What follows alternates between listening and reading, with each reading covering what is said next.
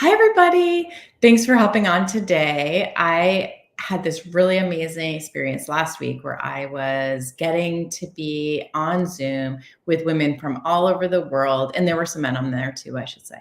And one thing that kept coming up for us was this sort of analysis paralysis and this idea of being stuck and not being able to like step forward on our decision making in our health sort of path, like the path we're on. Like, who do we work with? What should I be taking? Where do I go next? Is this a problem? Do I trust myself? How do I actually navigate this thing? We don't get booklets and how-tos when we get medical diagnoses, right?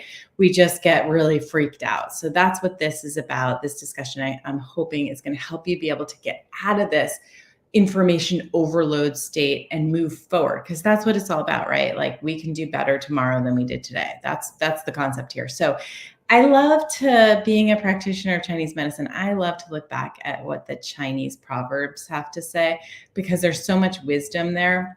And there is one that says, a man grows most tired while standing still. So I just love that idea, because probably if you're listening to this and this topic excited you, like, yes, I'm feeling this way, I need some help here, you're probably feeling tired. This is draining to our energy in Chinese medicine to be able to make decisions and move forward. So this is really interesting because we live in this time of a lot of information, right? So yes, information is power. It's awesome that everybody's researching everything and trying to solve, your own health problems, and that there's so much out there and people are trying to help people all over the place. It's awesome. But making decisions or confidently taking the next step in a health journey, it can be an exhausting experience. So we get stuck in this weighing our options, and many of us get caught in this cycle of information overload, and we end up in this analysis paralysis. We're sort of plagued by all the, I should be doing what that person's doing. I should be doing what that person's saying I should be doing, or I'm not doing enough. And so it's all of those kind of thoughts that really come up for us. So I'm going to say there are three consequences of analysis paralysis that I first want to go through, and that's the decision fatigue. So it really is hard to make decisions when we're constantly rolling all the positives and negatives and not trusting ourselves and going around in circles in our minds.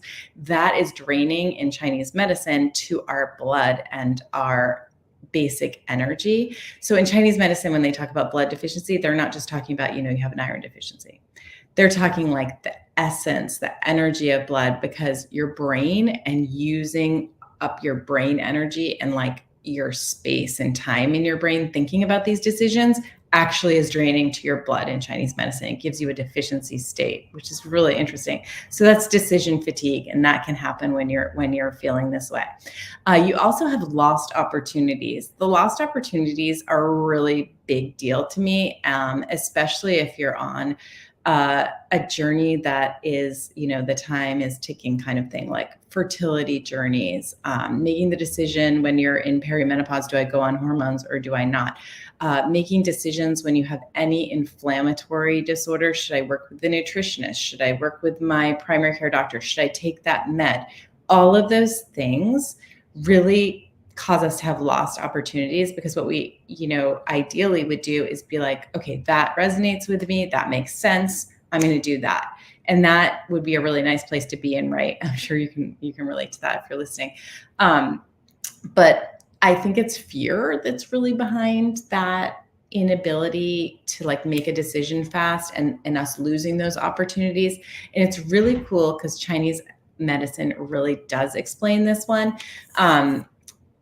In Chinese medicine, they kind of have these energy and emotion associations with different organs in the body. So according to like this theory of internal organs, the gallbladder is in charge of decision making. I talk to people about this a lot because I think it's really interesting here. And the function of decision making is really connected with like mental process in Chinese medicine, because it's a mental process. This is something going on in our brains, right? So it also determines your degree of courage. Like your gallbladder in Chinese medicine is very associated with courage. So I think that the emotion associated with gallbladder in Chinese medicine is really this anger and frustration. And so you might find yourself like sitting in this stew of anger and frustration. You're just so frustrated. You could scream. You're angry at yourself. You're angry at others. You're more snappy. That is the kind of energy of somebody who just can't process a decision and move fast, and what's really interesting is that when you have that experience of those emotions consistently, your liver in Chinese medicine gets damaged. So that's where we get this complete stuck energy, because your liver in Chinese medicine is actually responsible for the free flow of energy, or qi, in Chinese medicine. So that's how kind of this, thousands of year old tradition thinks about this analysis paralysis. So that's the lost opportunities part. And the last one is decreased creativity. These are the consequences of analysis paralysis. And decreased creativity really means to me that, like, because we're in this state of stuck energy now, you can't see the solution. You can't take the next step. It's all just a cloud of chaos in our minds. So, now that we've established that, let's go through the tips for overcoming the analysis paralysis. So tip number 1, trust yourself. This came up a lot when we were on with people from all over the world last week, talking about, taking the next step in a health challenge. It was like, I don't know what to do because, the expert says this, but that doesn't sound right for me. But I don't really know, so maybe I just do that. Or I hear on, my Facebook group, somebody's doing something, I'm going to do that. So that's where we have to kind of step into our own power and say, you know what? I'm going to do some self-reflection. I'm going to take some downtime. I'm going to get clarity and insight by going inward. And this is where the idea of, I'm going to calm my mind. I'm going to calm my nervous system. It could be a meditation practice. It could be a walk in the woods. It could be taking 10 minutes today. Like, if you're at work right now, go hide out in the bathroom for 10 minutes by yourself with nothing on and just kind of sit there for a few minutes. We get clarity by these moments we take to really go internally. So if you're one of those people that's like busy, overschedule, it's going to be really hard to get to this trusting yourself tip for overcoming the indecision spot you're in, because you're just not giving yourself the ability to calm, center ground, and feel what's right for you, and then make the decisions based on that. And your brain really does get stuck in ruts. It does. So your brain has literally grooves in it. It goes to the same pathway over and over and over again. But those calming practices where you get this kind of sense of peace and tranquility is where your brain rewires, or the plasticity of the brain. You create new pathways.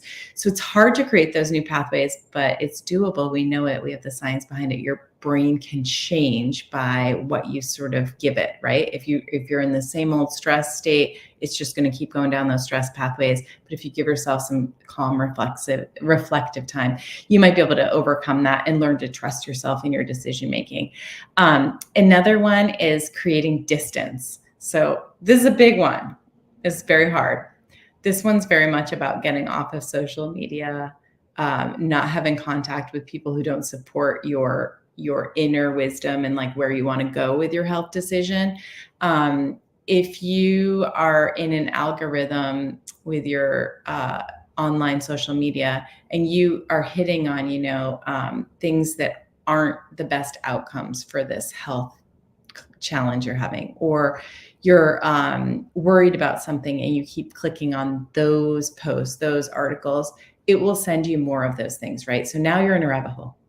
This is all you're seeing. Now you're surrounded by these things that create fear for you and spike your cortisol. So creating distance with whatever it is you're trying to deal with allows you to see it. So it's almost like, what if whatever your struggle is right now, you pretend your friend's having it, and not you, your friend's having it. And you kind of listen to your friend and you think about, what would I tell them to do? Because we take care of others sometimes better than we take care of ourselves. So getting a distance and really looking at it from outside to see, like, does this make sense? What would I encourage this person to do might help you. So create that distance both with social media and for you as far as you're just overwhelmed with these decisions. I hope that makes sense. The last idea for overcoming this big topic is getting help, right? So finding the team that works for you, finding the people who are uplifting and really help you sort of see, you know what, you can do this. It's like one step after the other. You take it one step.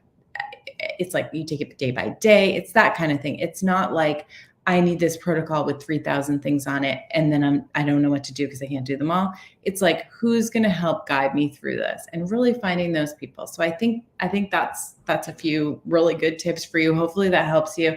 I'm going to end with this other Chinese proverb because this one makes a lot of sense with this topic.